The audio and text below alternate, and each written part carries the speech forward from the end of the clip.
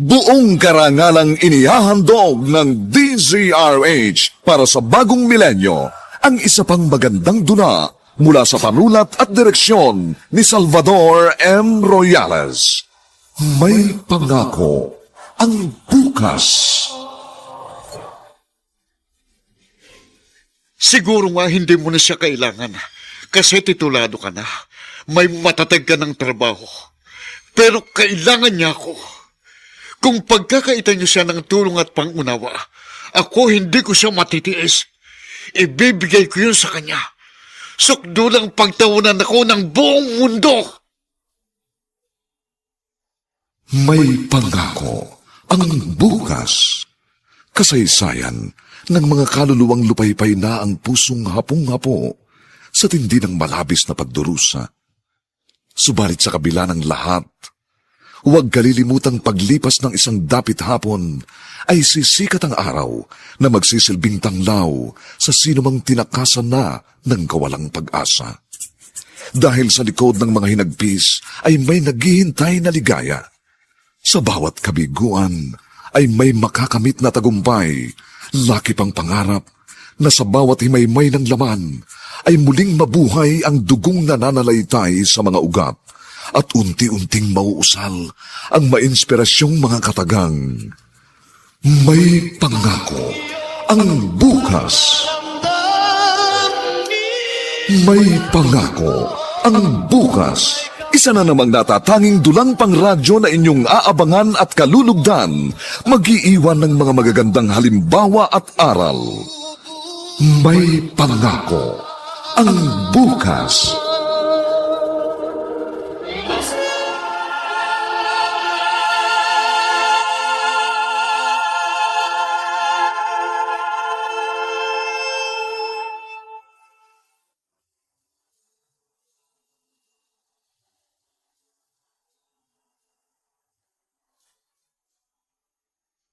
May mga taong kahit sobrang nasaktal ang damdamin, ay nananatiling malambot ang puso. Nakadarama rin sila ng matinding galit, subalit sa paghupa ng poot, ay kaya pa rin magpatawad. Mga kaibigan, narito po ang aming tampok na kasaysayan sa linggong ito, pinamagatang Sukdulang pagtawanan ako ng buong mundo. Dito pa rin, sa ating natatanging dulang, may pangako ang bukas.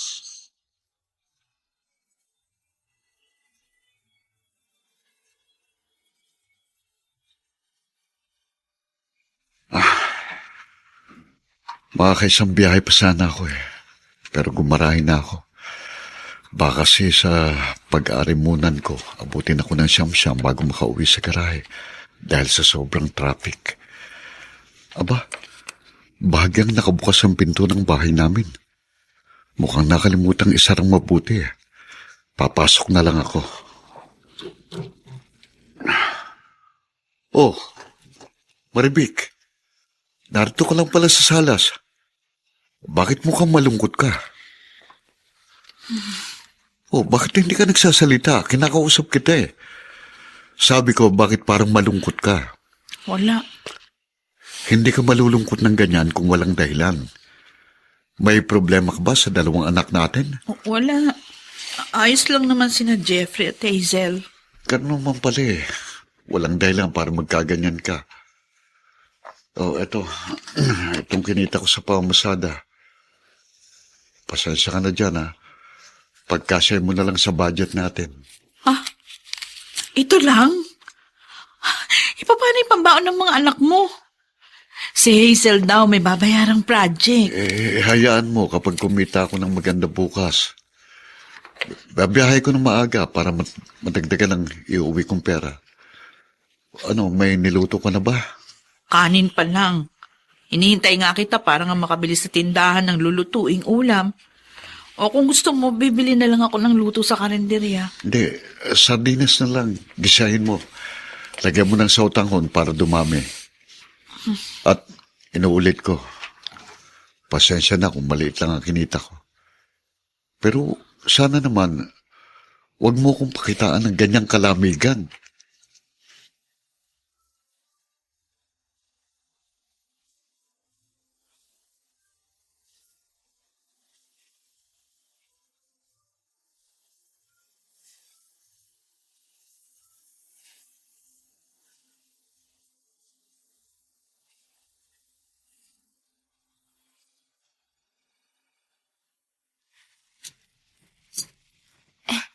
Kayo po pala, Lola.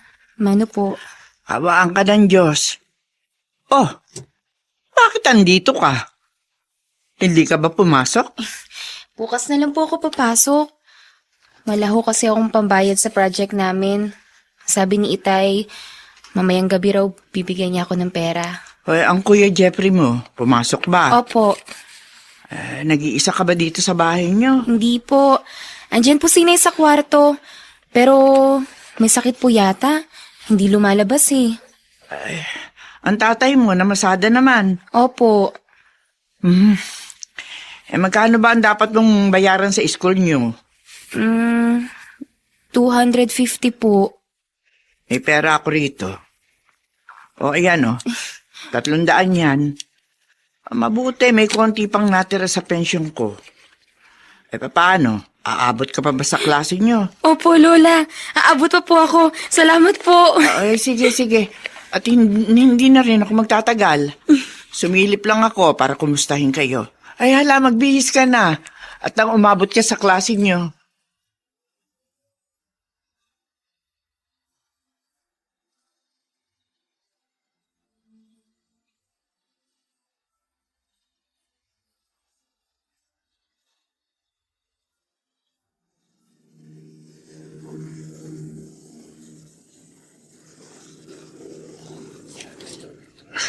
Naninibago talaga ako sa asawa ko. Parating walang kibo. Pakiramdam ko. Nagsasawa na siya sa klase ng buhay namin. Lagi kasi kaming kipit. Laging kipit. Mama, bayad ko. Sito ko lang isa. Makikisuyo na po. Pakiabot lang. Pakiabot na lang. Ah, Ito po isa, Pedro. Pedro Hill. Ilan itong 50? Isa lang ko. Isa lang ko yan. Eto, sandali ho. Itong sukli. Makikabot lang. Makatapos lang si Jeffrey. Makakatulong na siya sa amin. Kahit hindi na siya mag-abot sa amin ng nanay niya. Basta tulungan lang mapag-aral ang kapatid niyang bunso. Kapag medyo lumuwag kami, siguro, hindi na magiging malungkutin ang asawa ko.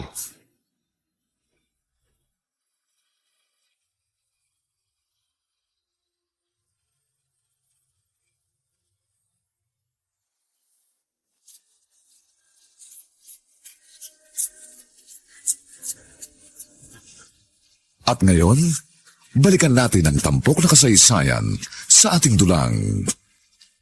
May pangako ang bukas.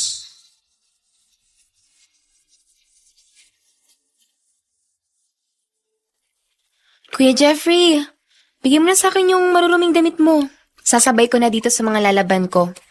Ikaw ang maglalaba? Oo. Nasaan ang inay? Nagpaalam sa akin kanina. May pupuntahan daw siya. Madalas naman naako ko na talaga yung paglalaba kasi lagi matamlay si inay. Saka, madali lang naman dahil may Pride powder. Nagtataka talaga ako sa nanay natin. Parang ang laki ng pinagbago niya. Hindi mo ba napapansin yun? Akala ko ako lang yung nakakaramdam ng ganyan. Ikaw rin pala. Parang may problema sa inay eh. Tsaka, napansin ko rin, madalas parang may tampuhan sila ni Itay. Kung minsan, sabay-sabay tayong kumakain. Pero wala silang kibuan. Hindi naman sila dating ganun, di ba? Oo nga.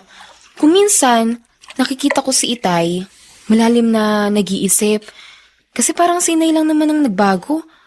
Parang lumamig sa kanya si inay. Ang pinagtataka ko, napapadalas yung pag-alis ni inay ng bahay.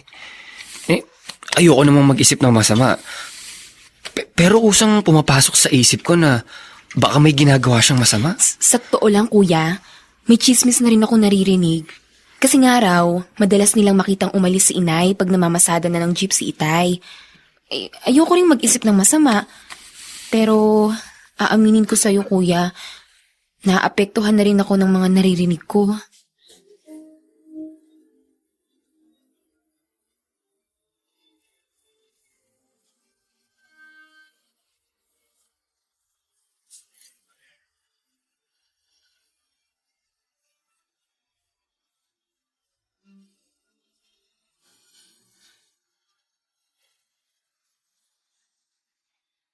Pansalso, nang dumating ka rito sa amin at mag-iya ka uminom tayo ng ilang boteng beer.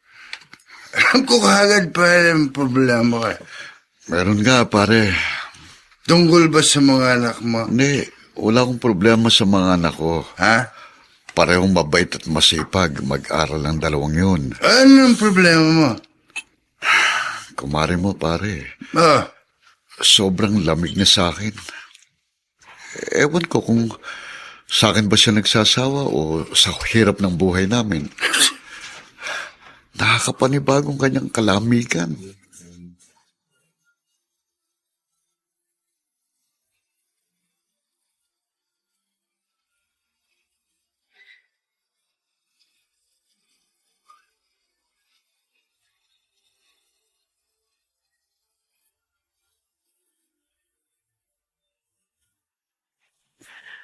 Marami naman to niluto kong adobong manok. Dadalang ko ng ulam ang mga apo kong sina Hazel at Jeffrey. Ilang beses na akong pumunta roon at lagi kong inaabot ang sardinas ang ulam nila. Ay, kawawa naman ang mga apo ko. Hindi ko kasi maintindihan tong manugang kong si Maribik eh. Madalas wala sa kanilang bahay. Abe, gusto ko na tuloy magdudang may ginagawa siyang kalokohan.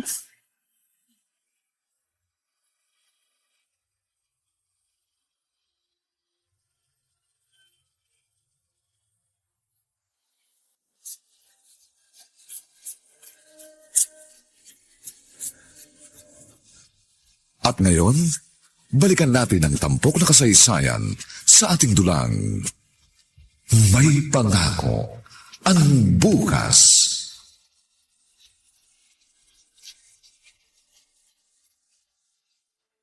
Vic, alis na ako ha. Maaga akong mamamasada. Kapag kumita ako ng maganda, maaga akong gagarahe. Sige.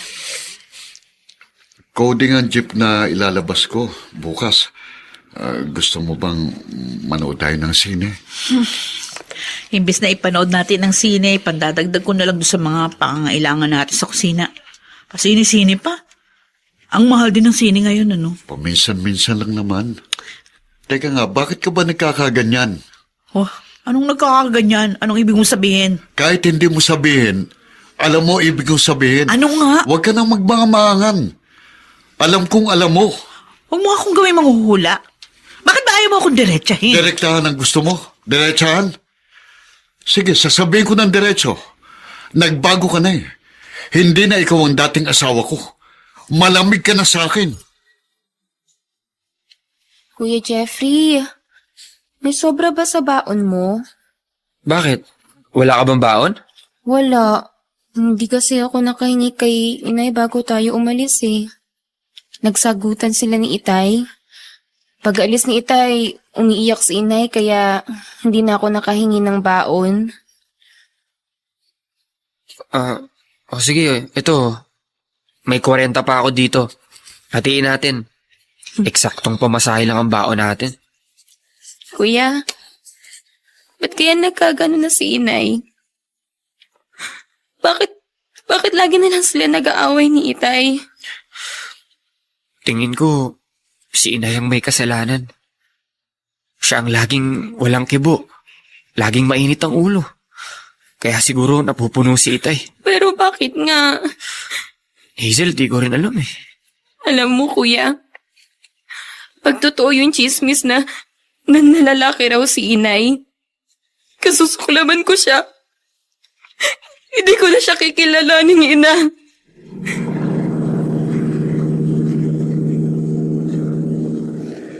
Medyo magandang kinita ko ngayon. Gagarahin na ako. Kapag nakapag-boundary ako, didiretso ako sa talipapa at bibili ko ng kaming baboy para makapag-ulam naman kami ng masarap. Teka, truck yun ah.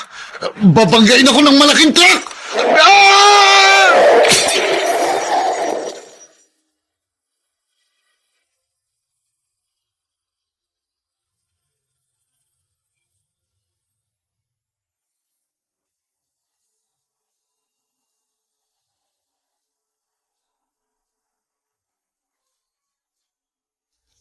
Ano ang mangyayari sa tagpong ating iniwan? Makaligtas kaya si Celso sa aksidenteng iyon? Mga kaibigan, inaanyayahan po namin kayong bisitahin ang FB page ng May Pangako ang Bukas. Nakahanda po kaming tugunan ang inyong mga mungkahi o suggestion para lalo naming mapaganda ang ating programa. Samantala, ang mga nagsiganap ay sina Bobby Cruz, Ian Miranda, Rosana Villegas, Regine Castillo, Susan Robles, Olive Madridejos, at si Phil Cruz sa papel na Celso. Nilapatan ng tunog ni Jerry Butiat. Sa musika ni Buboy Salonga. Superbisyong teknikal ni Eric Lucero at Bong Muyar. Ang kasaysayang ito ay mula sa panulat ni Alex Areta at sa direksyon ni Ben Mercado. Ito po ang inyong kaibigan June Martin Legaspi, nag-aanyayang huwag po ninyong kaliligtaang sundan at pakinggan ang mga susunod pang kabanata ng kasaysayang ito. Sukdulang pagtawanan ako ng buong mundo. Dito pa rin, sa ating natatanging dunang, may pangako ang bukas.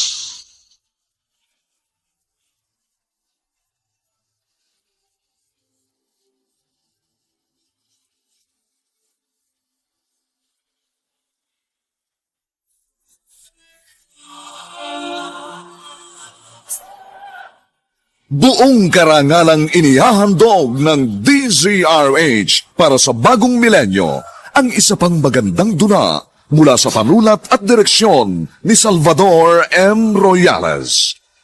May pangako ang bukas. Siguro nga hindi mo na siya kailangan kasi titulado ka na. May matatag ka ng trabaho. Pero kailangan niya ako. Kung pagkakaitan niyo siya ng tulong at pangunawa, ako hindi ko siya matitiis. Ibibigay ko yun sa kanya.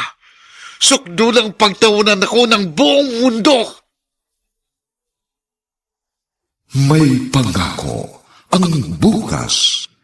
Kasaysayan ng mga kaluluwang lupaypay na ang pusong hapong-hapo sa tindi ng malabis na pagdurusa. Subalit sa kabila ng lahat, huwag kalilimutang paglipas ng isang dapit hapon ay sisikat ang araw na magsisilbing tanglaw sa sinumang tinakasan na ng kawalang pag-asa. Dahil sa likod ng mga hinagpis ay may naghihintay na ligaya. Sa bawat kabiguan ay may makakamit na tagumpay, laki pang pangarap na sa bawat himaymay ng laman ay muling mabuhay ang dugong nananalaytay sa mga ugat at unti-unting mauusal ang mainspirasyong mga katagang. May pangako ang bukas. May pangako ang bukas. Isa na namang natatanging dulang pangradyo na inyong aabangan at kalulugdan, mag-iiwan ng mga magagandang halimbawa at aral. May pangako ang bukas.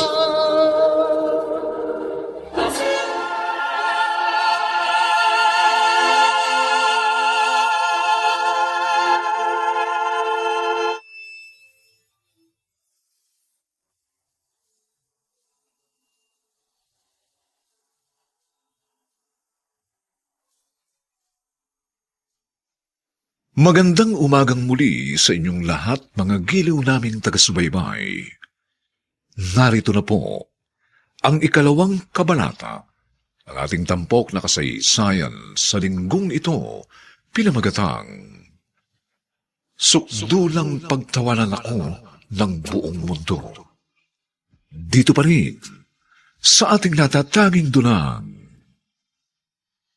may pangako ang bukas.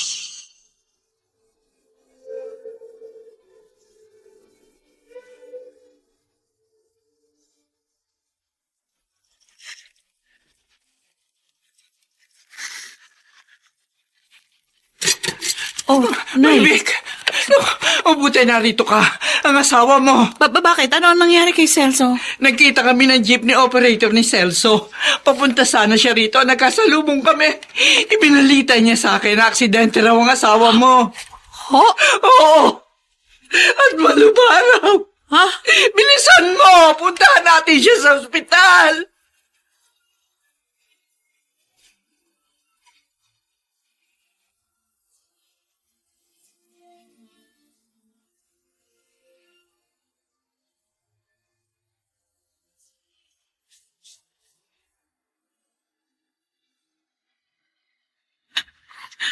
Maribik.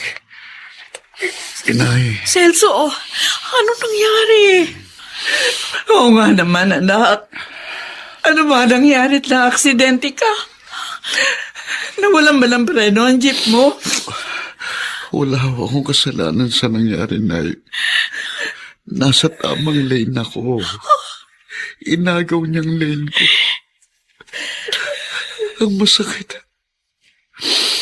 Ang masakit, pinutol lang isang pa ako. Ano? Oo, Oh, Diyos ko! tapos ng operasyon pagdating na dito sa ospital. Kailangan ng putulin ng doktor ang kanang binti ko. Dahil nadurog daw ang buto. Hindi na ho talaga nila maisasalba. Pinutol agad. Hindi man lang hinintay kaming pamilya mo para konsultahin. Hindi na raw po pwedeng maghintay pa ang mga doktor. Baka maubusan na raw ako ng dugo. Oh, Diyos ko.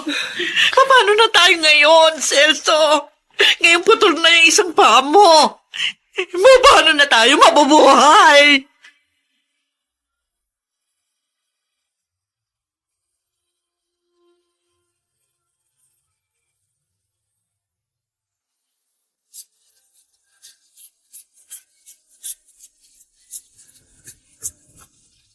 At ngayon, balikan natin ang tampok na kasaysayan sa ating dulang. May pangako ang bukas.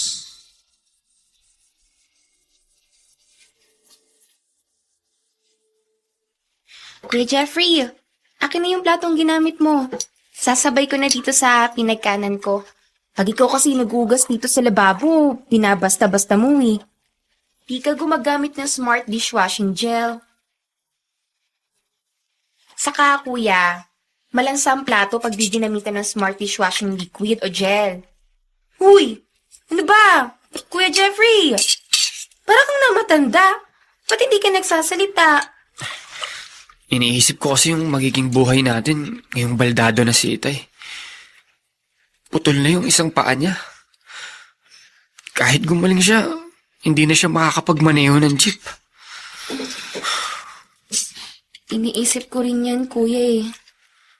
Pilit ko lang nililibang yung sarili ko. Pero naisip ko na agad yan. Baka hindi na tayo makapag-aral. Anong gagawin mo kung hindi na nga tayo pwedeng mag-aral? Wala.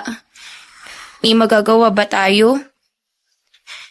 Iyak na lang siguro ako. Siguro matutulad na rin ako sa isang dating kaklase ko nung elementary. Nagtitinda sa bangketa. O kaya naman, siguro papasok na lang akong katulong. Parang Celso, nagulat talaga ako nang mabalitaan ko nangyari sa'yo, pare. Gulat talaga ako eh. Kasi isang linggo ako sa probinsya eh. Inayos namin magkakapatid yung kapirasong lupang naiwan ng mga magulang namin. Tapos pagdating ko, ang balita tungkol sa yung sinalubong sa akin ng asawa ko. Baldado na ako, paring Lino. Napuruhan ka sa aksidente yun, pare. Ang bilis kasi ng truck, pare. At sapul na sapul. Head-on collision talaga eh. Sa lakas ng impact, nayupi yung tapalodo ng jeep. Naiipit ng nayuping bakal ang mga paa ko. Napuruhan itong kanan. Anong reaksyon ni Maring Marific? Ayun, iyak nang iyak. Ha?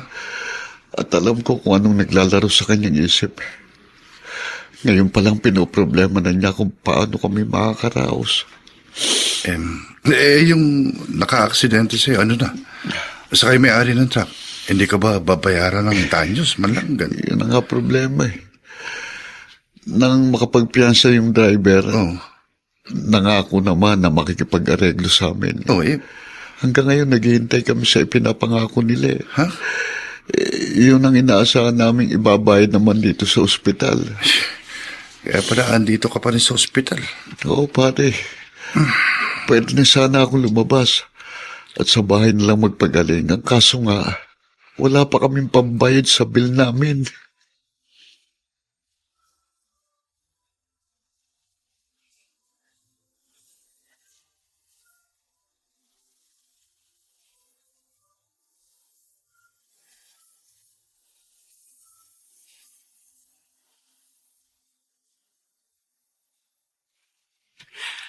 Ay, dinalahan ko kayo ng pakbet. May ilang pirasong pritong galunggong din. Kumain kayo magkapatid. Siya nga pala ang nanay nyo.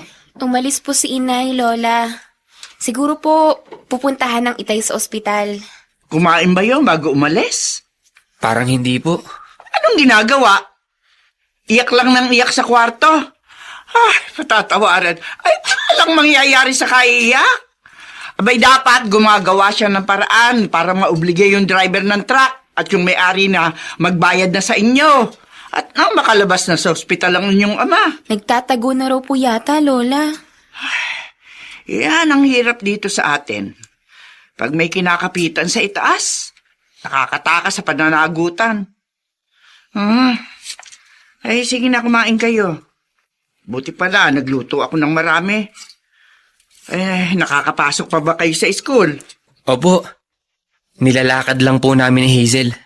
Ay, hayaan nyo. Pag nakuha ko yung pensyon sa Petsa 5, pareho ko kayong bibigyan ng pera. Kapit lang mga apo ha. Konting tiis. Makakaraos din tayo.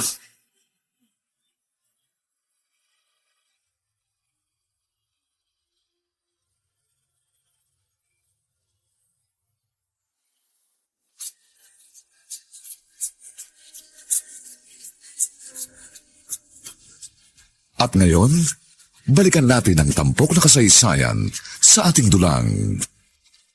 May pangako ang bukas.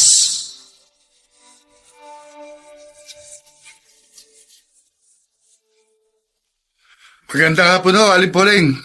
Ay, Lino, ikaw pala. Opo, galing ho ako sa ospital. Dadalawin ko ulit sana si paring Celso. Nakalabas na raw ho pala. Ay, oo. Kahapon pa. Doon ako galing eh. Halika, tumuloy ka na. At nang magkakwentuhan naman kayo ng kumpare mo. Kumusta naman ho siya? Ayun, alungkot. Alam ko naaawang anak ko sa sarili niya. Kasi nga naman, baldado na siya. Hindi na nga naman siya makapagmamaneho ng jeep sa kalagayan niya ngayon. Kasi nga naman ho, malaking problema yon. Nag-aaral pa si Jeffrey at yung inaanak ko. May isa pa nga akong pinoproblema eh. Bakit ho? May iba pa bang problema sila pare? Ang kumaring maribik mo. Kinakabahan ako sa kilos niya. Ay, pakiramdam ko lino sa manugang ko. Hindi niya kayang pagtiyagaan ang isang asawang baldado.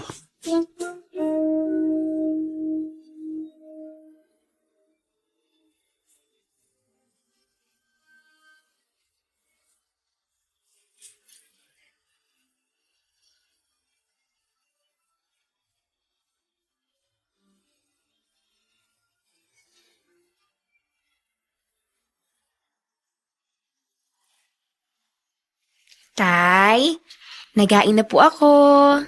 Tayo na po sa kusina. Anak, hindi pa ako masyadong sanay gumamit ng saklay. Aalalayan ko po kayo. Sige. Kaming dalawa po ang aalalay sa inyo, Tay. Para hindi kayo matumba. Sige na po, tumayo na po kayo. Heto po yung saklay nyo. Diyos ko, Itay, bakit po? inutil na talaga ako. Inutil na ako. Pupunta na nga lang sa kusina para kumain. Hindi ko pa magawa. Inutil na ako. Wala na akong silbi sa pamilya ko. Tay, huwag po kayo magsalita ng ganyan. Huwag niyo po sabihin wala kayong silbi. Tay, mahal na mahal namin kayo. Oo nga po, Tay. Huwag po ninyong sabihing inutil kayo. Isang paa lang po ang nawala sa inyo. Hindi niyo ba napansin? Ang nanay niyo wala nang kagana-gana sa akin. Mula nang lumabas ako ng ospital, hindi siya pumipirmi ng matagal dito sa bahay. Lagi siyang umalis. Parang ayaw niya akong makasama ng matagal. May naasikaso lang po siguro si Inay. At anong inasikaso niya, ha? Ano? Hindi dating ganun ang nanay niyo. Pero nitong mga huling araw, bago pa ako na-aksidente, malamig na siya. Parang hindi siya kontento sa klase ng buhay natin. At lalo na ngayon. Lalo na ngayon. Tay, Tingnan niyo ngayon. Gabi na pero wala pa siya. Ano bang inaasikaso niya? Anong pinagkakaabalahan niya sa labas ng bahay sa ganitong oras? Magsalita kayo, ano? Lalaki ba?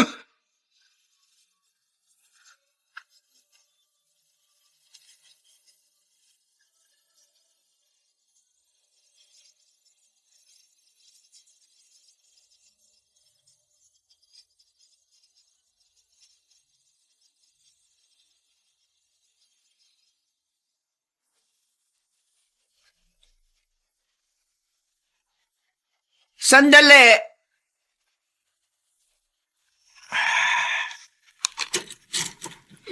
Lola, Oh, bakit ka umiiyak? Ano nangyari? si Inay po. Hindi na po siya umuwi kagabi. Lola, hanggang ngayong umaga wala siya. Iyak mo nang iyak si Itay. Saan daw pumunta ang magaling na nanay niyo? Yun nga po yung hindi namin alam. Pero nung tignan po namin yung aparador niya, maraming damit ni Inay yung nawawala. Mukha pong isa-isa nang naalis ni Inay yung mga damit niya bago siya umalis. Sinasabi ko na nga ba? Noon pa man, nakakita na ako ng mga senyales dyan sa maribik na yan. Hindi pa man na-aksidente ang tatay niyo. Noon pa siya may ginagawang kalokohan.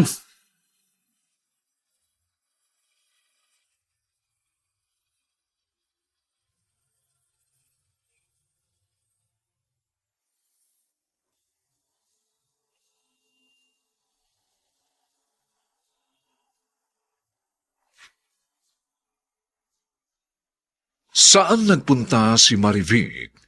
Totoo nga kayang may sinamahan siyang ibang lalaki? Mga kaibigan, inaanyayahan po namin kayong bisitahin ang FB page ng May Pangako ang Bukas.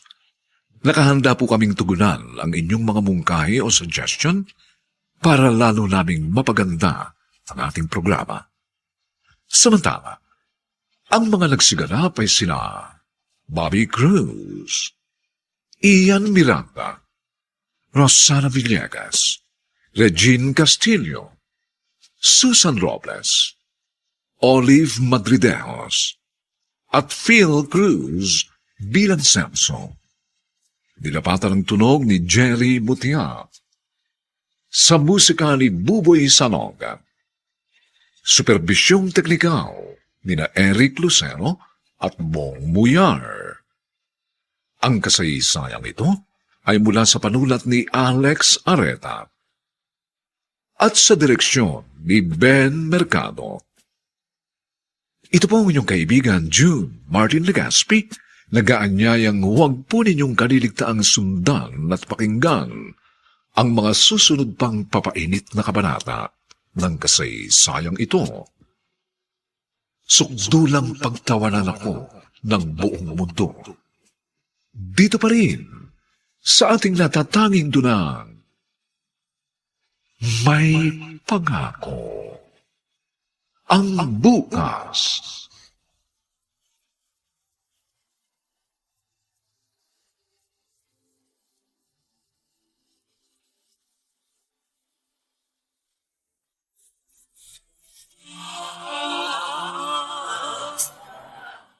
Buong karangalang inihahandog ng DZRH para sa bagong milenyo ang isa pang magandang dula mula sa panulat at direksyon ni Salvador M. Royales. May pangako ang bukas. Siguro nga hindi mo na siya kailangan kasi titulado ka na. May matatag ka ng trabaho. Pero kailangan niya ako. Kung pagkakaitan niyo siya ng tulong at pangunawa, ako hindi ko siya matitiis. Ibibigay ko yun sa kanya. Sukdulang pagtawanan ako ng buong mundo. May pangako ang bukas. Kasaysayan ng mga kaluluwang lupaypay na ang pusong hapong-hapo sa tindi ng malabis na pagdurusa. Subalit sa kabila ng lahat, huwag kalilimutang paglipas ng isang dapit hapon ay sisikat ang araw na magsisilbing tanglaw sa sinumang tinakasan na ng kawalang pag-asa. Dahil sa likod ng mga hinagpis ay may naghihintay na ligaya. Sa bawat kabiguan ay may makakamit na tagumpay, laki pang pangarap na sa bawat himaymay ng laman ay muling mabuhay ang dugong nananalaytay sa mga ugat at unti-unting mauusal ang mainspirasyong mga katagang. May pangako ang bukas. May pangako ang bukas. Isa na namang natatanging dulang pangradyo na inyong aabangan at kalulugdan, mag-iiwan ng mga magagandang halimbawa at aral. May pangako ang bukas.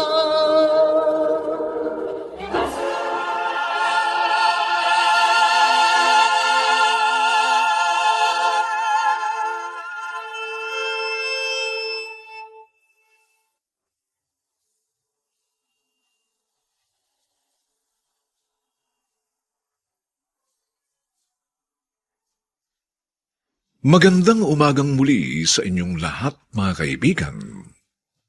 Narito na po ang ikatlong kabanata ng ating tampok na kasaysayan sa linggong ito, pinamagatang Sukdulang pagtawanan ako ng buong mundo. Dito pa rin sa ating natatanging dunang, may pangako. Ang bukas.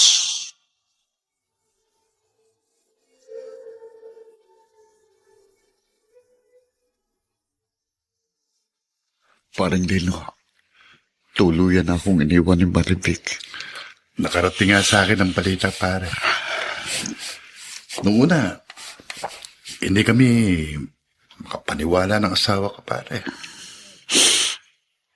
Sabi nga ni Mrs., wala sa mukha ni Maring Maribik na magagawa niya yun sa'yo. Ginawa na niya. Alam mo, pare, kung sa akin nangyari ganyan, masasaktan ako eh. Magwawala ako.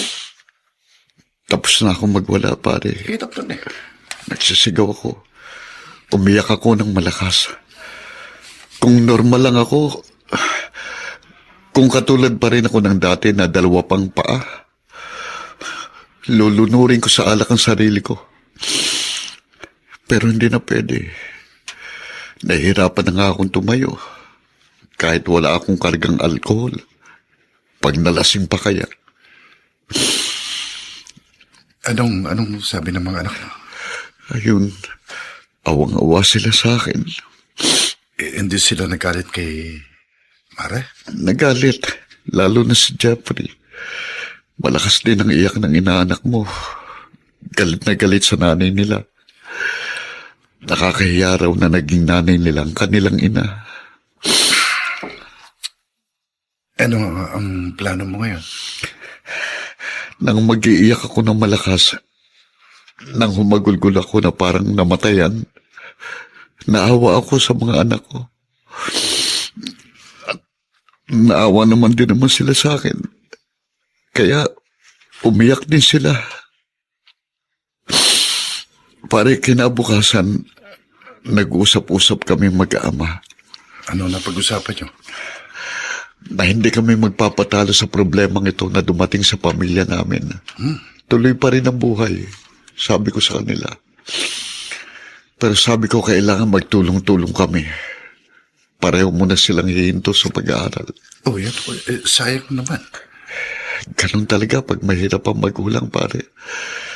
Lalo na kung solong magulang na katulad ko. Solo na nga, may kapansanan pa. Pero mairaraos namin ito, pare. Ipinangangako ko sa mga anak kong babalik sila sa pag-aaral.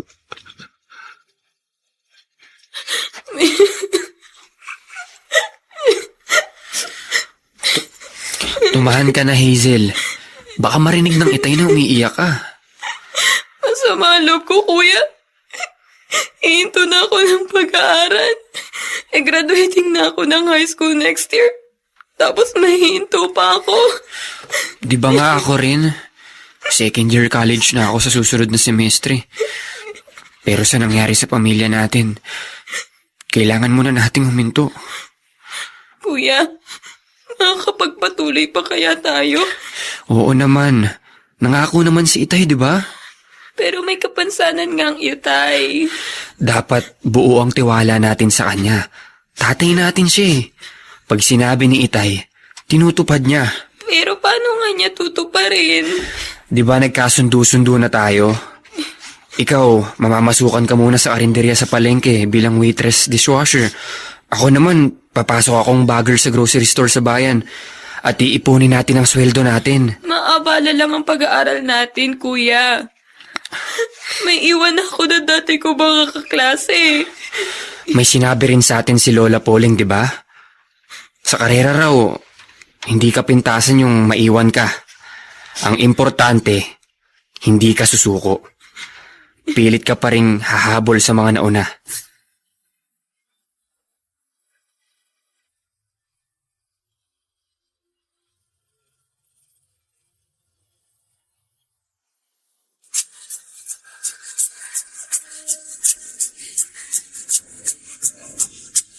At ngayon, balikan natin ang tampok na kasaysayan sa ating dulang. May pangako ang bukas.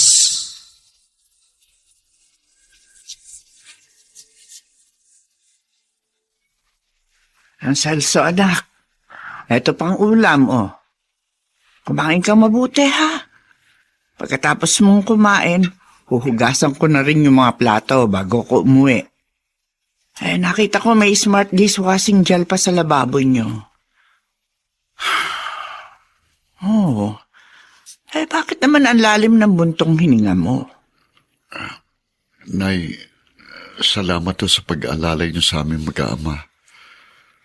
Kung wala ho kayo, hindi ko alam ang gagawin ko. Apo ko ang mga anak mo. At ikaw naman anak kita. Hindi ka dapat magpasalamat.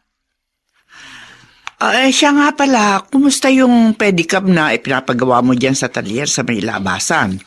Malapit na akong matapos yun. Kapag natapos, pwede na akong mag-practice kung paano gamitin. Dahil nga ho, iisa nang pa ako. Ipinasadya ko yung pedicab na yung nasa itaas ang pedal.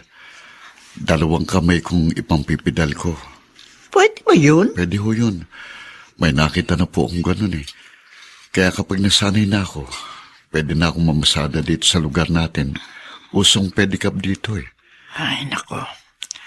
Ganyan nga, anak. Magpakatatag ka. Ipakita mo sa mga apo ko na kaya mo pa rin silang itaguyod.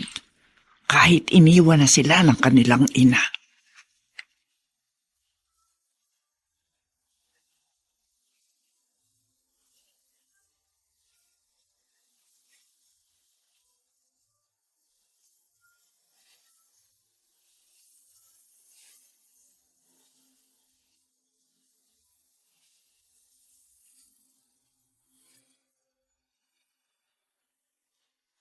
Kuya Jeffrey, tapos na ang klase namin.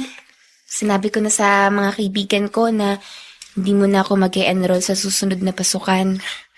Kami, 1 linggo pa ang klase namin. Pag nakuha ko na yung mga class cards ko, magpapaalam na rin ako sa mga classmate kong kaklose ko.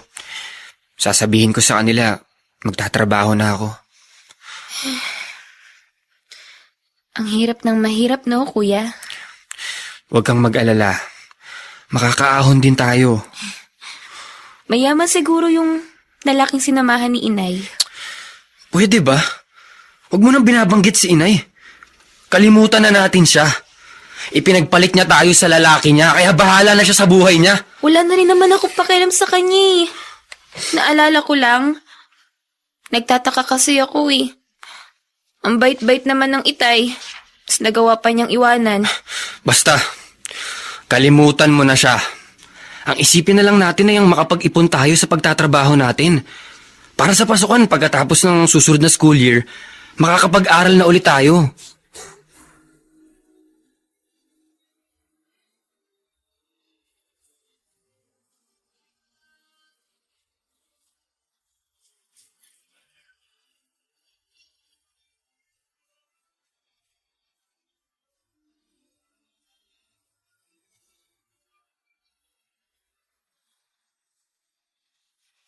Nay, Celso! Ay, yari na pala ang pedicab mo? At nasa likod pala yung sakayan ng pasahero? pasadya nga po ito, di ba? Nasa itaas ang pedal para sa mga kamay ko. At marunong yung nag-assemble eh. Inilagay naman sa ibaba ang preno, sakto sa paa kung hindi naputol. Pero mag-iingat ka sa pagtawid-tawid sa highway, ha? Huwag kayong mag-alala, inay. Mag-iingat ako. Konting practice pa at pwede na akong mamasada. Nakita na ba ng dalawang apo ko yung pedicab mong yan? Hindi pa ho. Sa umaga, ako na maghahatid sa kanila sa kanilang trabaho para pareho silang makatipid. Oo nga pala, no, ha? Pareho na silang may trabaho ngayon. Si Hazel, servidora sa karinderya, at bagger naman sa grocery store si Jeffrey. Nagpapasalamat ho ako, inay. Dahil parehong maunawain ang mga anak ko. Kasi nga, pinangaralan ko sila. Ang sabi ko, wag na nilang dagdagan ng sama ng loob mo. Kakoy tama na yung naging baldado ka na. Iniwang ka pa ng walang hiyang asawa mo.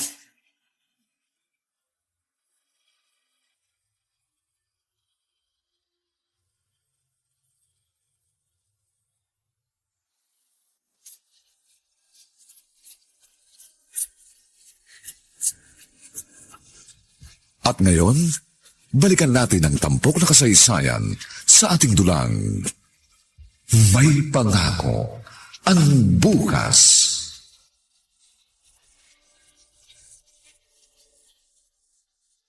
Hoy! Sidecar! Ay, Celso!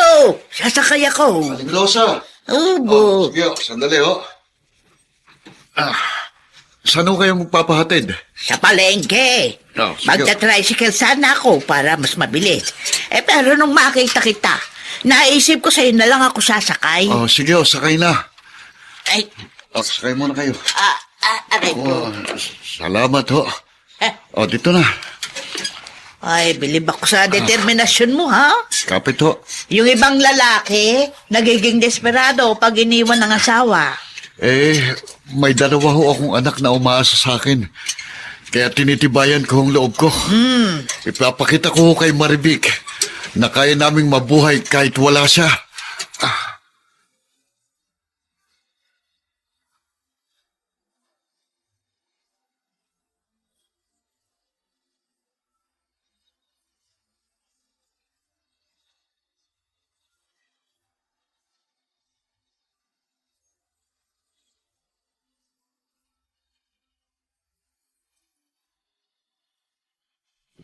Kuya, kanin lang ang niluto ko. Kasi binigyan ako ng ulam ng amo kong may-ari ng karinderya. 2 putahe pa. May kaldereta na, may paksiw pang bangus. Natira sa tinda namin kanina. Mabuti kung ganun. Malaking tipid natin. Kuya, ano yung dala mo sa sandobag? Sweldo namin ngayon. Bumili na ako sa palengke ng 5 kilong bigas. Kami bukas pa raw ibibigay yung sweldo namin. Hazel! Tay, andito po kami sa kusina. Tuloy na po kayo rito, kakain na po tayo. Oh, narito ka na rin pala, Jeffrey. Mano po, Tay? Ano po? Kawan kayo ng Diyos. Hazel, abutin mo nga itong lalagyan ko ng pera. Bilangin mong kinita ko sa maghapon. Ayan, sige. Puro barya naman to, Tay.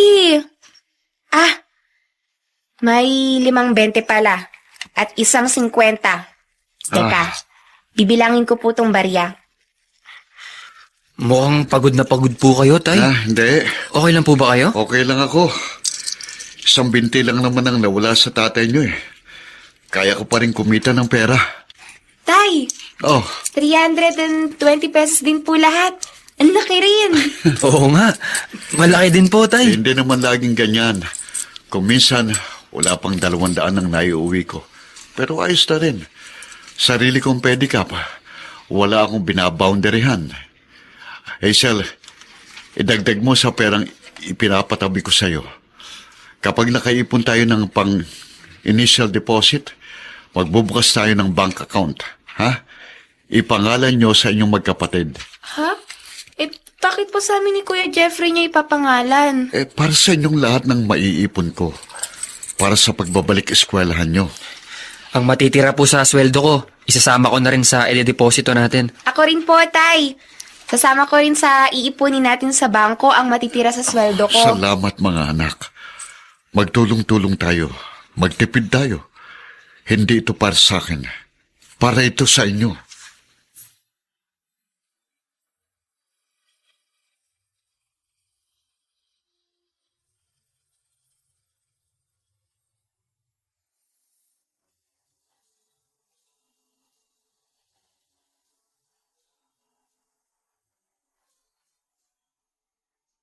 Magtuloy-tuloy na kaya ang maayos na namang takbo ng buhay ng mag-aama?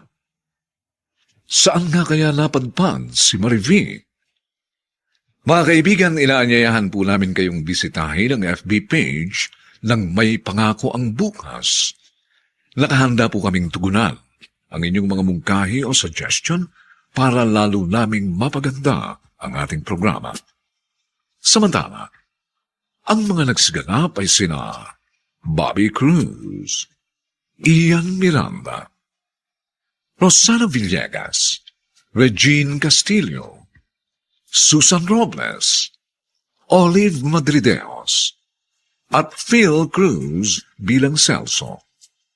Nilapatan ang tunog ni Jerry Mutia sa musika ni Buboy Salonga. Superbisyong teknikal nina Eric Lucero at Bong Muyar. Ang ating kasaysayan ay mula sa panulat ni Alex Areta at sa direksyon ni Ben Mercado. Ito po ang inyong kaibigan June Martin Legaspi, nag-aanyayang huwag po ninyong kaliligtaang sundan at pakinggan ang mga nalalabipang kapanapanabik at maiinit na kabanata ng kasaysayang ito. Sukdulang pagtawanan ako ng buong mundo. Dito pa rin, sa ating natatanging dunang, May Pangako ang Bukas.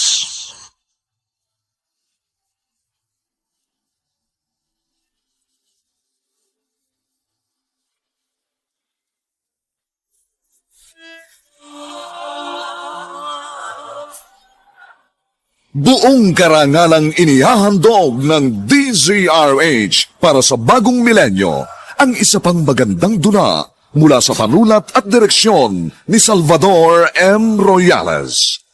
May Pangako ang bukas. Siguro nga hindi mo na siya kailangan kasi titulado ka na. May matatag ka ng trabaho. Pero kailangan niya ako. Kung pagkakaitan niyo siya ng tulong at pangunawa, ako hindi ko siya matitiis. Ibibigay ko yun sa kanya. Sukdulang pagtawanan ako ng buong mundo. May pangako ang bukas. Kasaysayan ng mga kaluluwang lupaypay na ang pusong hapong-hapo sa tindi ng malabis na pagdurusa. Subalit sa kabila ng lahat, huwag kalilimutang paglipas ng isang dapit hapon ay sisikat ang araw na magsisilbing tanglaw sa sinumang tinakasan na ng kawalang pag-asa. Dahil sa likod ng mga hinagpis ay may naghihintay na ligaya. Sa bawat kabiguan ay may makakamit na tagumpay, laki pang pangarap na sa bawat himaymay ng laman ay muling mabuhay ang dugong nananalaytay sa mga ugat at unti-unting mauusal ang mainspirasyong mga katagang. May pangako ang bukas. May pangako ang bukas. Isa na namang natatanging dulang pang radyo na inyong aabangan at kalulugdan, mag-iiwan ng mga magagandang halimbawa at aral. May pangako ang bukas.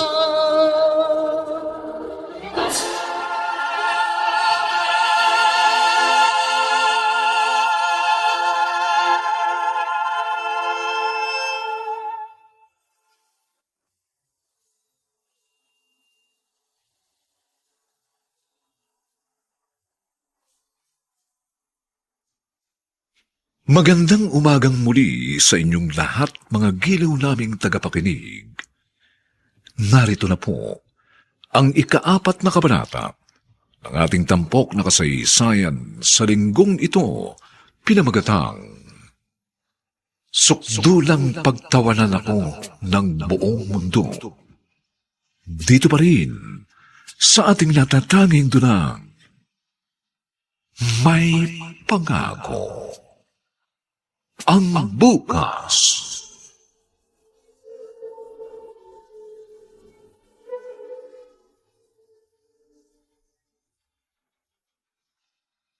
Pare, bakit ganyan ang tingin mo sa akin? At nakangiti ka pa. Natutuwa lang ako, paring Celso. Natutuwa saan? Natutuwa ako kasi, ayan nakikita ko, nakarecover ka na sa mga pagsubok na pinagdaanan mo. Naputol man ang isang paa mo, pero nakagawa ka ng paraan para maitaguyod ang 2 anak mo. Naging katulong ko mga anak ko, pare. Saka, 4 na taon na rin naman ang nakaraan. Oo nga. 4 na taon na nga pala mula nang maaksidente ka. Tapos siniwan Huwag ka mo na. nang babanggitin ang pangalan ng asawa ko, paring Lino. Dito sa bahay namin, hindi na namin siya pinag-uusapan ng mga anak ko. Pasensya na, pare. Alala ko lang Balita ko, natanggap kagad sa bako si Jeffrey nung makagraduate. Oo, Totoo ba? Totoo yun. Ay, Sinuwerte yung inaanak mo. Nagkataong may kapatid na manager sa bangkong isa sa kanyang mga naging professor. Oh. Yun ang nakatulong sa kanya. May makakatulong ko na sa pagpapaaral kay Hazel. Ang totoo, sinabihan ako ni Jeffrey na tumigil na raw ako sa pamamasada ng pedicab. Sabi ko naman na wag. Yun na akong pinaka-ehersesyo ko. Kumikita pa ako. Lumaki nga masin mo, pare. Tumigas? Oo, nagka-muscle pa, kita mo. Oo, At yung presa ng pisil ko, pare, ang lakas. Yung grip ko. Ramdam ko, pag pinagmamastan ko mga kamay ko, pare, naisip ko, dito napuntang lakas na dapat ay ibinibigay ng mga paa ko. Oh? Pati pagkatao ko, pare, lumakas dahil sa bagyong pinagdaan na namin mag-ama.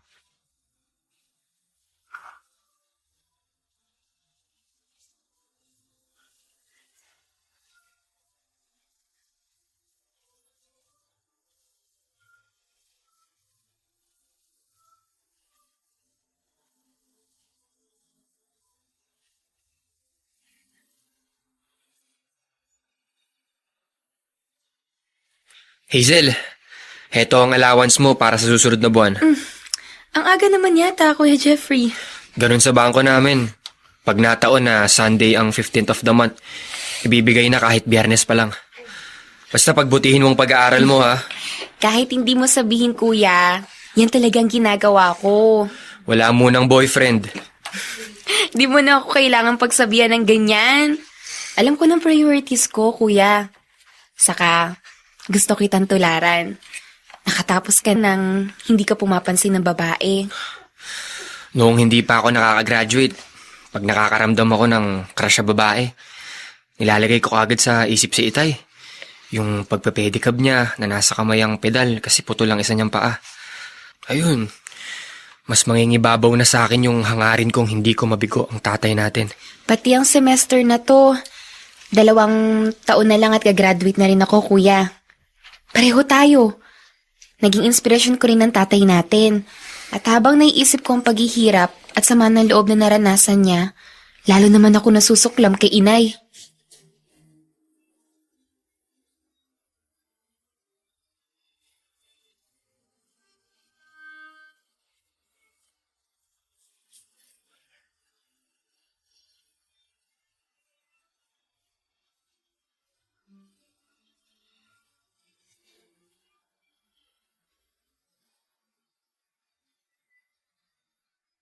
Tama pa lang isang kaibigan ko. Dito sa Quiapo makakabili ng murang tail trunk luggage para sa single na motorsiklo. Dadaling ko na ang motor ko pagbalik ko rito. Dito na ako dadaan sa may simbahan ng Quiapo papuntang Carriedo LRT Station para mas... Ba?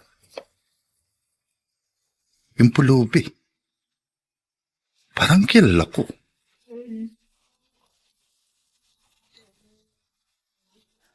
Oo nga. Si Maring Marific. Hindi ako maaaring magkamali. Siya si Maring Marivic.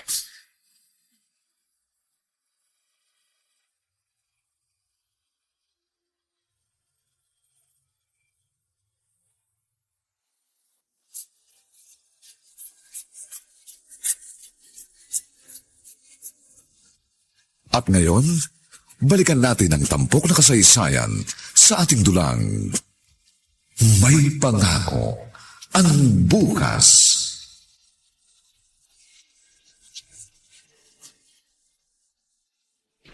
Medyo masama ang pakiramdam ko. Mas mabuting hindi na muna ako mamamasada ng pedicab. Lalabhan ko na lang sa washing machine ang maruruming damit namin. Madali naman yun dahil may Pride powder para hindi na maglalabas si Hazel. Pare Sergio! Ay, pare! Pare! Oh, bakit nagmamadali ka? Pare! Oh, pare. Pare! Magugulat ka sa ibabalita ko, pare. Magugulat ka! Baka hindi ka maniwala, pare. Nakita ko si Maring Marivic. Pare. Kita ko. Huwag mo akong biruin ng ganyan, pare. Mahigit 4 na taon nang nagdaan mula nang umalis siya. Paano mo siyang makikita? Pare. Bumili ako ng motor, di ba? Oh. Gusto ko lagyan ng tail trunk luggage. Kaya pumunta ako ng Quiapo. Nagpunta ako ron, pare. Kasi mura daw doon. Tinda ng mga Muslim, pare. Oh. Pagdaan ko sa may simbahan ng Quiapo. Pagdaan ko doon, pare. Pare. Oo, sige, nakikita Nakita ko si Mare. Ano ginagawa niya ron? Nagsimba? Pare, mabibigla ka. Namamalimos siya. Naging pulubi si Marivic? Oo, pare. Halos hindi ko nga nakilala eh. Pumayat siya, pare. Payat na payat. At nagmukha siyang matanda. Naging kawawa pala siya. Oo, pare. Naging kawawa. Pare. Tapatin mo nga ako. Galit ka pa ba sa kanya, pare? Kasi... Napakasakit ang ginawa niya sa akin, pare. Pero kilala mo naman ako.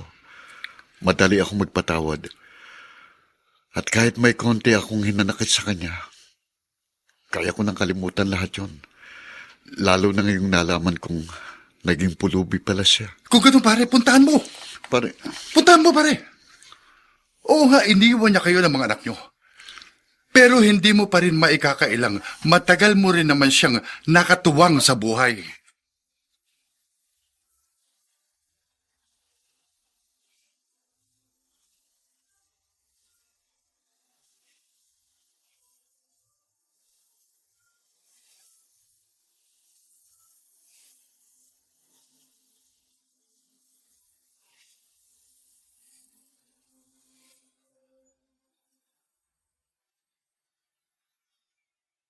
Palimos po.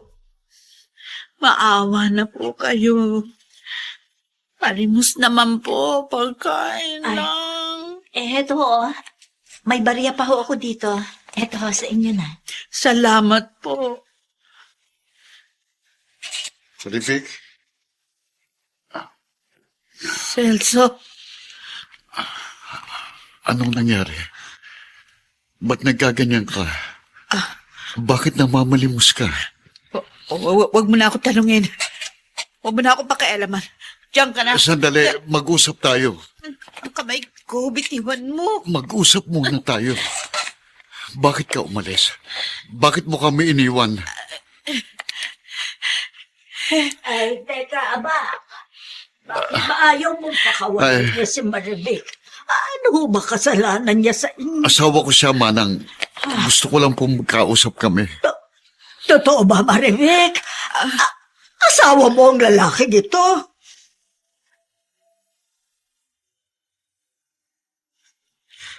Lola, saan po ba pumunta si Itay? Pagdating ko, wala siya dito sa bahay. Aba, hindi ko alam, Jeffrey. Pagdating ko din, ala ng tatay mo. Ang kapatid mo lang yung inabutan ko. Umalis lang uli siya sandali dahil may bibilin daw siya sa bookstore. Nagtaka lang po kasi ako. Andyan kasi yung pedicab niya. May tao. Ako na po ang magbubukas ng pinto. Oo, sige.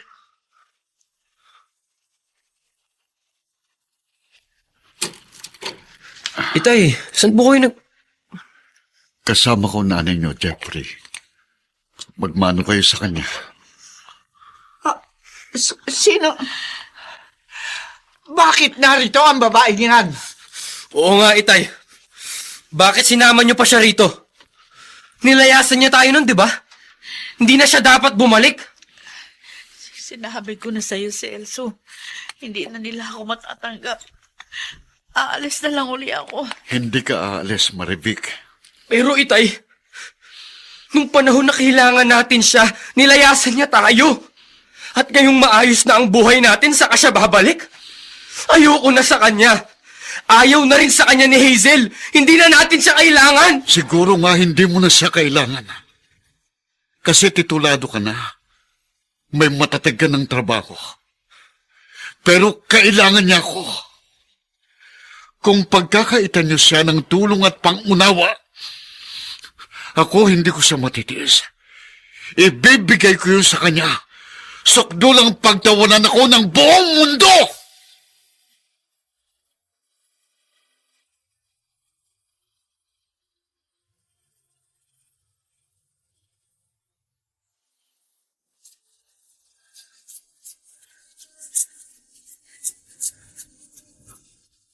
At ngayon, balikan natin ang tampok na kasaysayan sa ating dulang.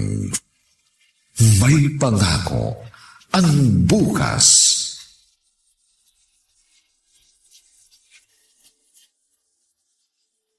Lola, hindi ko po masisisi si Kuya Jeffrey kung magalit siya kay Itay.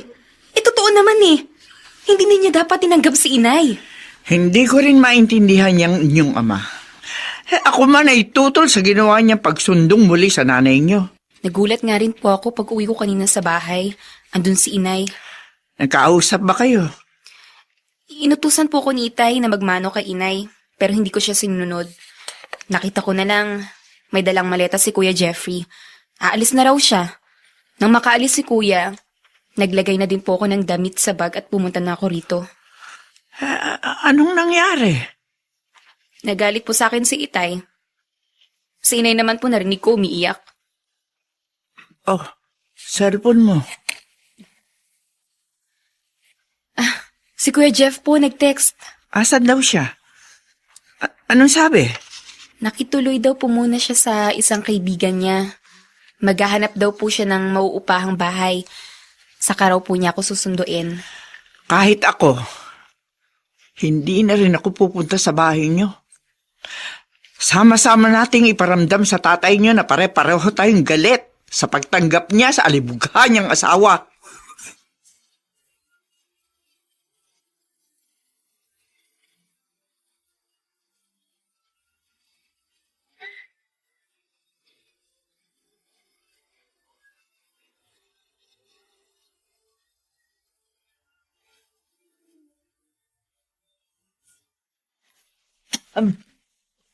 Celso, hindi mo na lang sana ako kinuha sa Quiapo.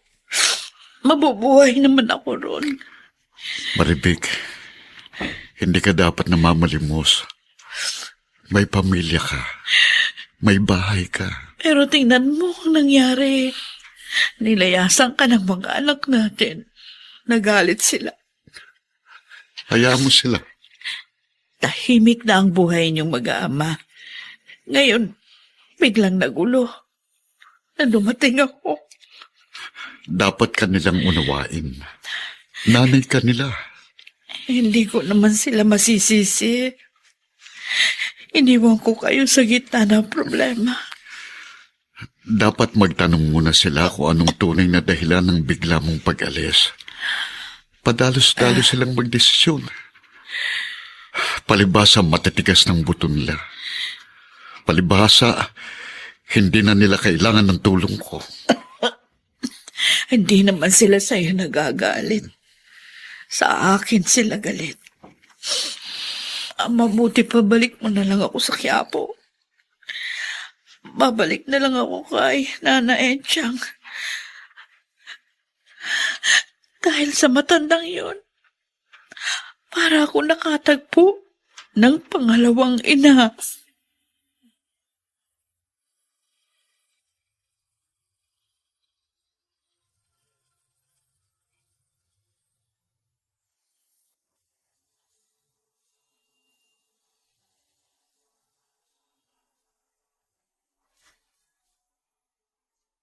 Sino si Nanay Enchang? Ano nga ba ang tunay na dahilan ng biglang paglalayas noon ni Marivic? Mga kaibigan, inaanyayahan po namin kayong bisitahin ang FB page ng May Pangako ang Bukas. Nakahanda po kaming tugunan ang inyong mga mungkahi o suggestion upang lalo naming mapaganda ang ating programa. Samantala, ang mga nagsiganap ay sina Bobby Cruz, Ian Miranda, Rosana Villegas, Regine Castillo, Susan Robles, Olive Madrideos, at Phil Cruz bilang Celso. Nilapatan ang tunog ni Jerry Mutia. Sa musika ni Buboy Salong. Superbisyong teknikal nila Eric Lucero at Bong Muyar. Ang ating kasaysayan ay mula sa panulat ni Alex Areta at sa direksyon ni Ben Mercado. Ito po ang inyong kaibigan June Martin Legaspi, nag-aanyayang huwag po ninyong kaliligtaang sundan at pakinggan ang kapanapanabik at mainit na huling kabanata ng kasaysayang ito. Sukdulang pagtawanan ako ng buong mundo. Dito pa rin, sa ating natatanging dunang, May Pangako ang Bukas.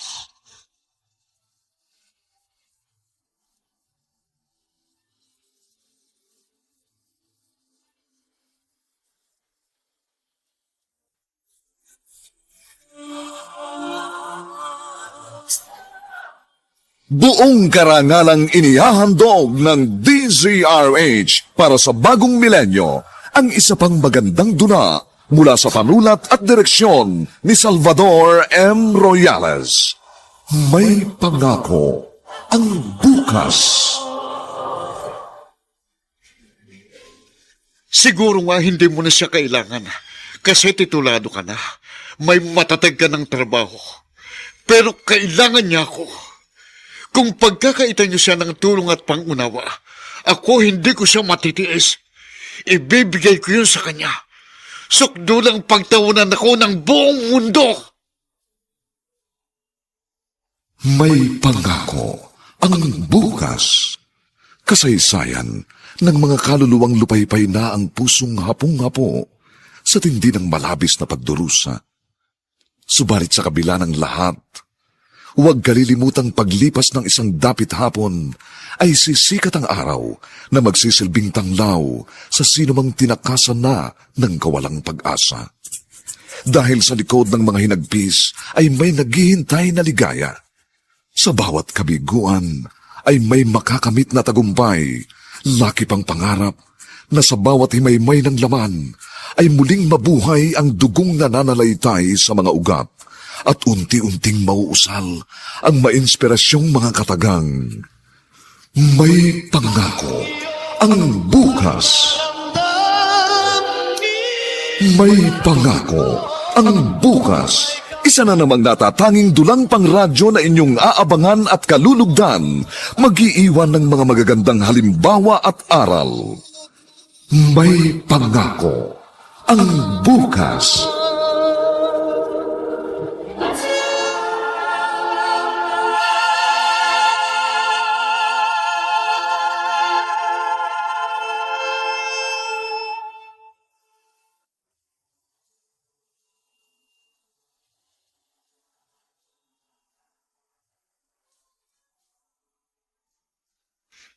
Magandang umagang muli sa inyong lahat, mga giliw naming taga-subaybay.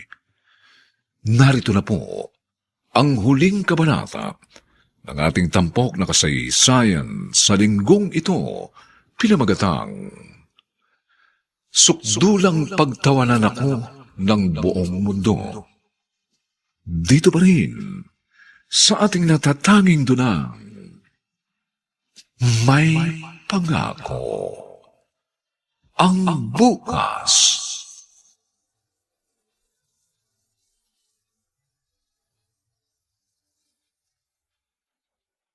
Lola, aalis na po kami ni Hazel. Saan ka ba nakakuha ng rerentahan bahay, Jeffrey? Malapit po dun sa school na pinapasukan ni Hazel. Medyo malapit din po sa bakong pinapasukan ko.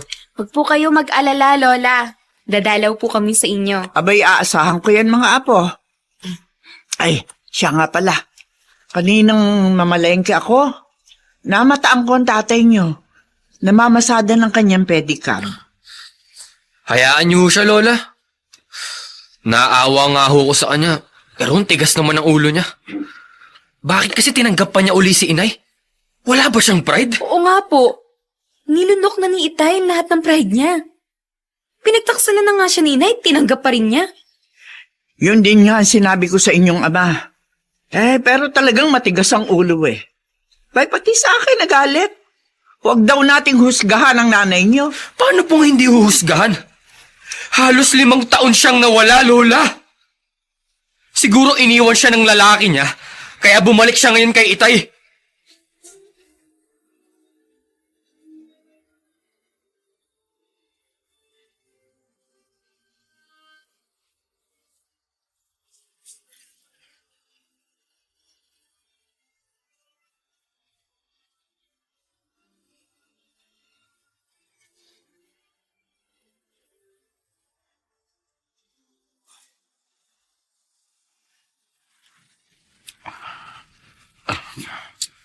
Kumita na ako ng konti sa pamamasada nitong pedicab ko.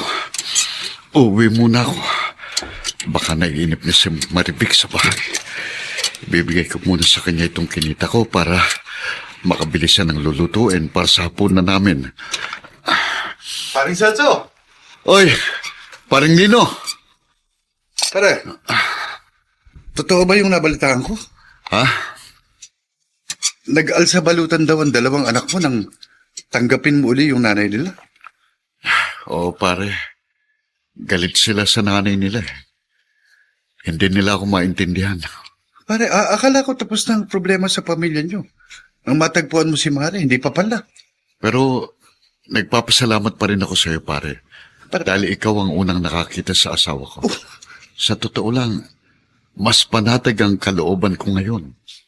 Pero balik pamamasada ka na naman ng pedicab mo.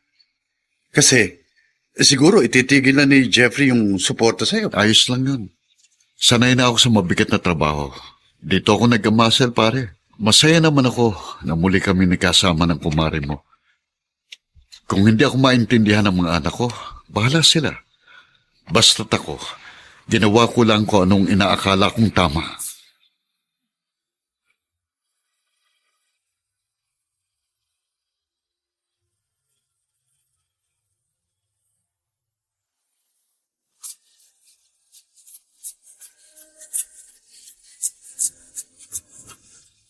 At ngayon, balikan natin ang tampok na kasaysayan sa ating dulang. May pangako ang bukas.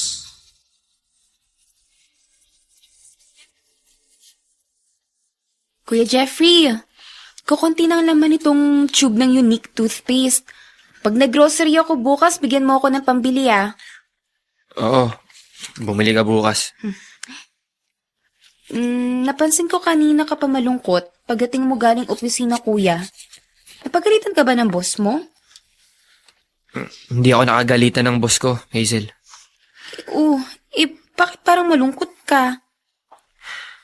Sakay ako ng jeep kaninang umagang papasok ako sa trabaho. Nakita ko si Itay. Saan? Sa may highway. May pasahero siya sa pedicab. Pawis na pawis siya. Humihingal.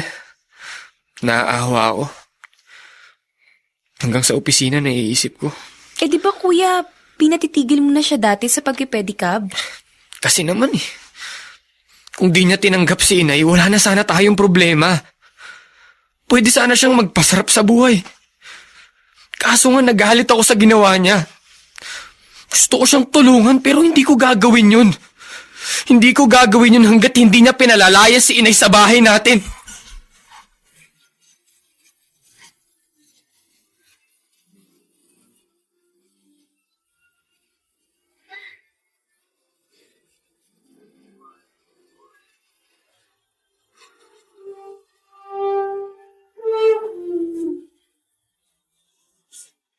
Naku, mabuti naman at naalala mo pa ako dalawin, ha, Maribel? Lagi ko po kayong naiisip, Nanay Enchang. Ako rin po, Nana Enchang.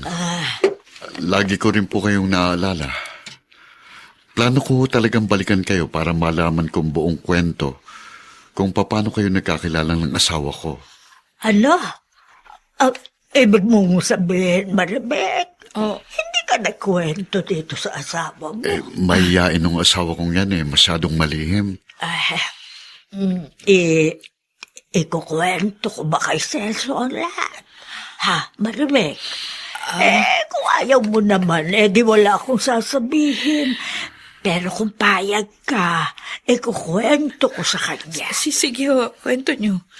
Para malaman niya na wala naman ako sinamaang ibang lalaki nung umalis ako nun sa amin. Totoo yun. Nagsasabi ng totoo ang asawa mo, Celso. Wala siyang ibang lalaki. Yun ho kasing paniniwala ng mga anak namin. Kaya galit sila sa kanya. Alam mo noon, narito po sa Pilipinas ang amo kong doktor. Ako naman namalengke dyan sa may Arangkay Market. At doon ko nakita yan si Maribel. Umiiyak. Para bang takot na takot. Nang lapitan ko, tinanong ko. Ayaw namang sumagot. Basta iyak lang ng iyak. Kaya ginawa ko, sinama ko siya dito sa bahay, dito sa amo ko. Doon nakita ng amo kong doktor na ang asawa mo may sakit na tinatawag daw na schizophrenia. Ano yung schizophrenia? Ano ko lang din yun narinig. Isinulat pa ni doktor sa kapirasong papel hindi naman daw tunay na balew, pero isang sakit daw, yun sa pag-iisip. May naririnig akong boses. Pag nag-iisa ako, ninenervyos ako. Sabi ko naman, Diyos ko, nababaliw niya yata ako. Kaso di ko naman masabi sa iyo. Hindi ko rin masabi sa mga anak natin.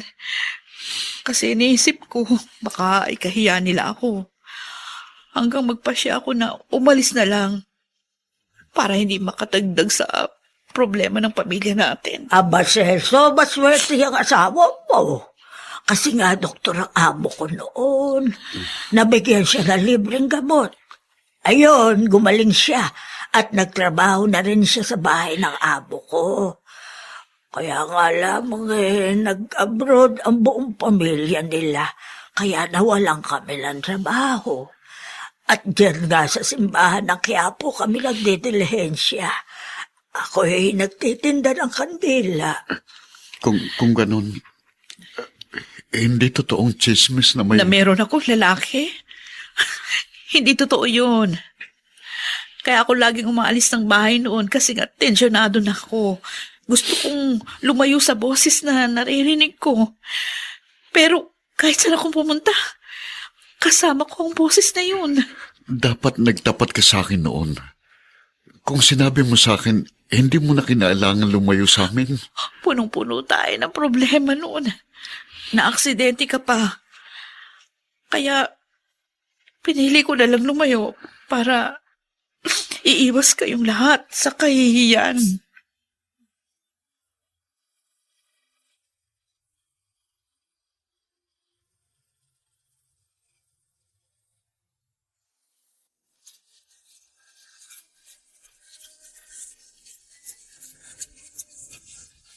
At ngayon, balikan natin ang tampok na kasaysayan sa ating dulang May Pangako ang Bukas.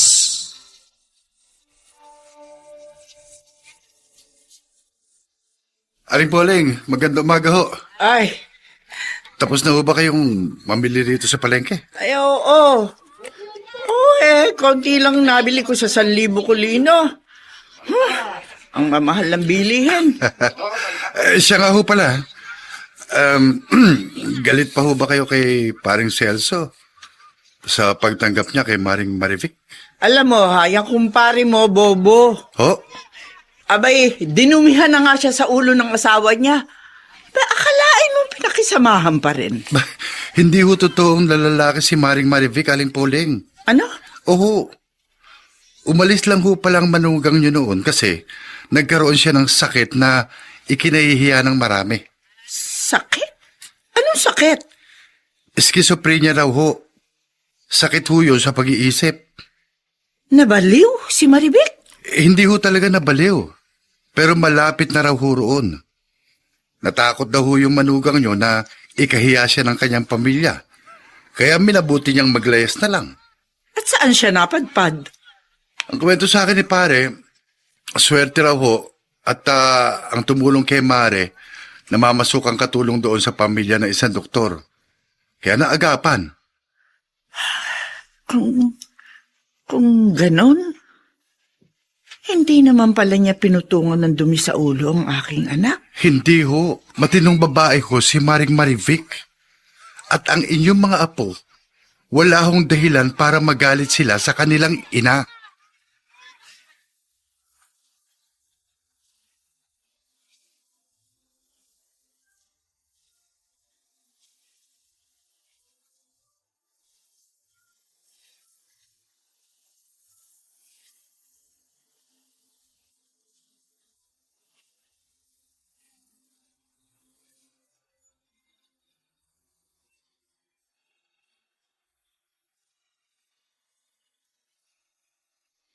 Marivic!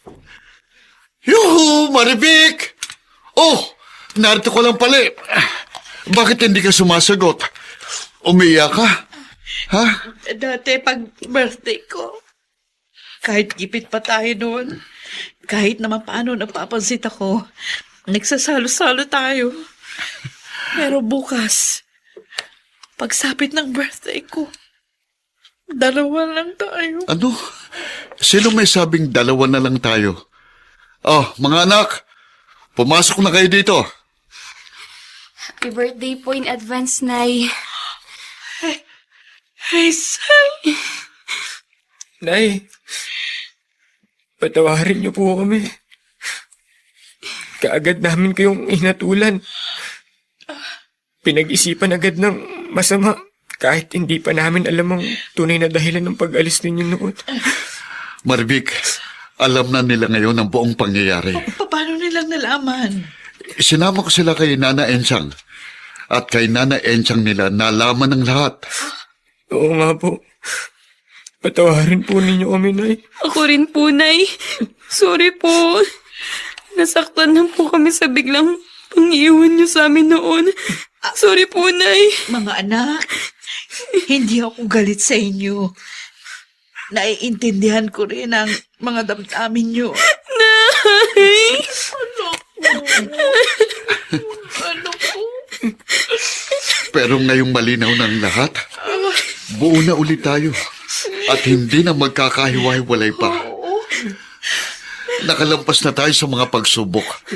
Kaya sama-sama na ulit tayong tatanaw sa isang magandang pangako ng bukas.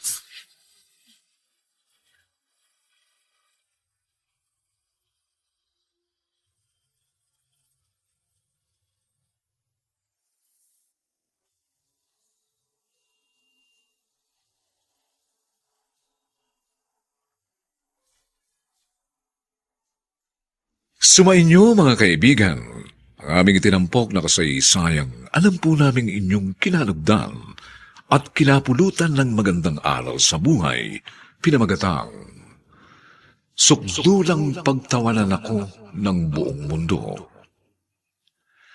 Mga kaibigan, inaanyayahan po namin kayong bisitahin ang FB page ng May Pangako ang Bukas. Nakahanda po kaming tugunan ang inyong mga mungkahi o suggestion para lalo naming mapaganda ang ating programa.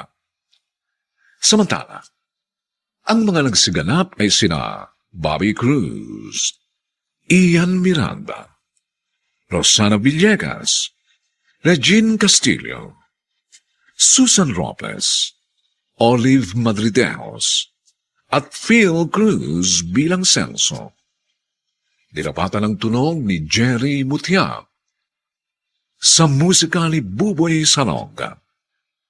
Supervisyong teknikal ni na Eric Lucero at Bong Muyar. Ang kasaysayang ito ay mula sa panulat ni Alex Areta at sa direksyon ni Ben Mercado. Ito pong muli ang inyong kaibigan June Martin Legaspi, nag-aanyayang sa susunod na linggo, muli po namin kayong hahatdan ng isa na namang bagot na ibang uri ng kasaysayan. Dito pa rin, sa ating natatanging dunang, May Pangako ang Bukas.